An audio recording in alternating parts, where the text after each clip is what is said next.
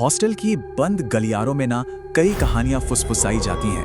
आज हम एक ऐसी ही कहानी सुनेंगे, कहानी कमरा नंबर 17 की। कहानी में आगे बढ़ने से पहले जरा एक बात सोचिए, क्या ऐसा हो सकता है कि कोई कमरा, बस एक कमरा, शैतानी हो? मतलब क्या ईंट और पत्थर की दीवारों में किसी की यादें या शायद किसी के बुरे इरादे हमेशा के लिए कैद हो सकते हैं? तो ये कहानी शुरू होती है सरस्वती इंजीनियरिंग कॉलेज से। सोचिए, शहर की भीड़-भाड़ से मीलों दूर घने जंगल के ठीक बगल में बना हुआ एक पुराना सा कैंपस। दिन में तो सब नॉर्मल लगता था, किसी भी दूसरे कॉलेज की तरह, पर जैसे ही रात होती थी ना, वहाँ एक अजीब, एक भारी सन्नाटा छा जाता था। अब मिलते हैं कहानी के दो किरदारों से, अमन और राहुल, दोनों फाइनल ईयर के स्टूडेंट और जिगरी दोस्त। मतलब ऐसे दोस्त कि एक के बिना दूसरा अधूरा। नया सेशन शुरू हुआ था और दोनों को हॉस्टल में एक कमरा चाहिए था। तो वो पहुंचे वार्डन के पास और वार्डन ने कहा, देखो कमरा तो सिर्फ एक ही खाली है, कमरा नंबर 17। और जैसे ही वार्डन ने ये नंबर बोला ना, वहाँ जितने भी दूसरे स्टूडेंट्स थे उनके बीच एक अजीब सी खामोशी फैल गई। सब एक दूसरे को देखने लगे।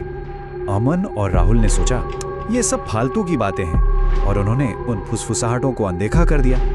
अपना सामान कमरे में रखा। पहली रात एकदम शांत, दूसरी रात कुछ भी नहीं हुआ।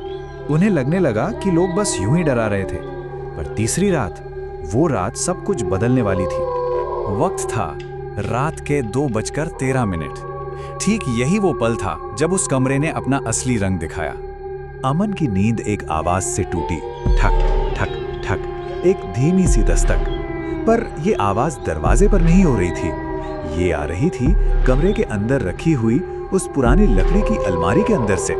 दोनों की हिम्मत नहीं हो रही थी, पर फिर भी कांपते हुए हाथों से उन्होंने अलमारी खोली, और जैसे ही दरवाजा खुला, एक पुरानी सी डायरी धड़ाम से जमीन पर गिरी।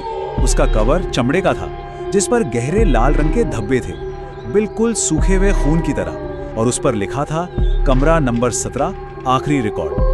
उनके हाथ कांप रहे थे, फिर भी उन्होंने डायरी का पहला पन्ना खोला।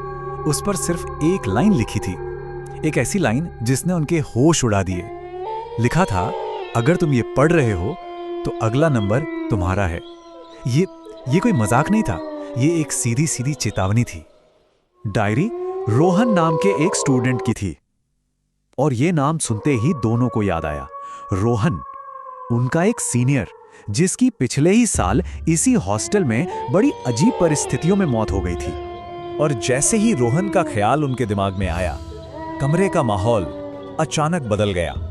ठंड इतनी बढ़ गई कि उनके मुंह से भाप निकलने लगी। तभी राहुल का फोन, जो बंद पड़ा था, अपने आप ऑन हो गया, और उसकी स्क्रीन पर जो दिख रहा था वो उनके बीच बैठा एक तीसरा चेहरा था, एक अनजाना चेहरा जो बस मुस्कुरा रहा था। तभी कमरे की लाइटें झप से बंद हो गईं, और उस गुप्त अंधेरे में एक ठंडी बेजान आवाज गूंजी, तुम दोनों में से एक मेरी जगह लेगा। ये एक वादा नहीं था, ये एक श्राप था, और वो अब शुरू हो चुका था। अगली रात और भी ज्यादा भारी थी। माहौल में एक अजीब सा डर था। राहुल वॉशरूम जाने के लिए उठा। अमन कमरे में अकेला था, इंतजार कर रहा था, पर राहुल वापस नहीं आया। काफी देर हो गई तो अमन उसे देखने गया। उसने देखा वॉशरूम का दरवाजा अंदर से बंद है। उसने दरवाजा खटखटाया, जोर जोर से पीटा, राहुल को आवाज दी, पर अंदर से कोई जवाब नहीं। अब अमन का डर हद से ज्यादा बढ़ रहा था। और फिर बहुत देर बाद दरवाजे के पीछे से राहुल की कांपती हुई, डरी हुई आवाज आई, अमन, वो मेरे ठीक पीछे खड़ा है। ये राहुल के आखिरी शब्द थे। इसके बाद एक ऐसी खामोशी छाई जो किसी भी चीख से ज्यादा डरावनी थी। उसी खामोशी के बीच कमरे में रखी वो डायरी, उसका आखिरी पन्ना अपने आप पलट गया, जैसे किसी अनदेखी हवा ने उसे पलटा हो। और उस पर लिखा था उस श्राप का नियम, कि जो भी इस कमरे में मरता है उसकी आत्मा यहीं फंस जाती है हमेशा के लिए। वो तब तक आजाद नहीं हो सकती जब तक कोई नई आत्मा उसकी जगह लेने ना आ जाए। और ठीक उसी पल घड़ी में फिर से बजे थे रात के 2:13। अमन की नजर कमरे के शीशे पर पड़ी, और आईने में उसे राहुल दिखाई दिया। पर वो उसका दोस्त राहुल नहीं था। उसकी आंखें नहीं थीं, बस 2 काले गड्ढे थे और उसके चेहरे पर एक ऐसी मुस्कान थी जो किसी इंसान की हो ही नहीं सकती। आईने में दिख रहे उस अक्स ने कहा, मैं तो निकल गया, अब तू रहेगा। अब सब कुछ साफ था, श्राप पूरा हो चुका था। राहुल की आत्मा आजाद थी और उसकी जगह लेने के लिए अब अमन को चुना गया था। अमन पागलों की तरह दरवाजे की तरफ भागा। अपनी जान बचाने के लिए उसने दरवाजे को धक्का दिया, उसे खोलने की हर कोशिश की, पर दरवाजा अपनी जगह से हिला तक नहीं। घड़ी की सुई 2:13 पर अटकी थी और कमरा नंबर 17 उसे जाने देने के लिए तैयार नहीं था। अगली सुबह जब दरवाजा तोड़ा गया तो कमरा बिल्कुल खाली था। अमन राहुल की ही तरह गायब हो चुका था। इसके बाद हॉस्टल मैनेजमेंट ने उस कमरे पर ताला लगाया, उसे हमेशा के लिए सील कर दिया और सरकारी रिकॉर्ड्स में दोनों दोस्तों को लापता बता दिया गया।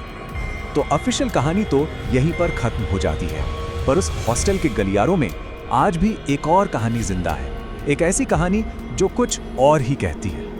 वहां के स्टूडेंट्स आज भी कहते हैं कि अगर कोई हिम्मत करे और ठीक रात के 2:13 पर उस सील किए हुए दरवाजे पर कान लगाए तो अंदर से 2 दोस्तों के बात करने की धीमी धीमी आवाजें आती हैं।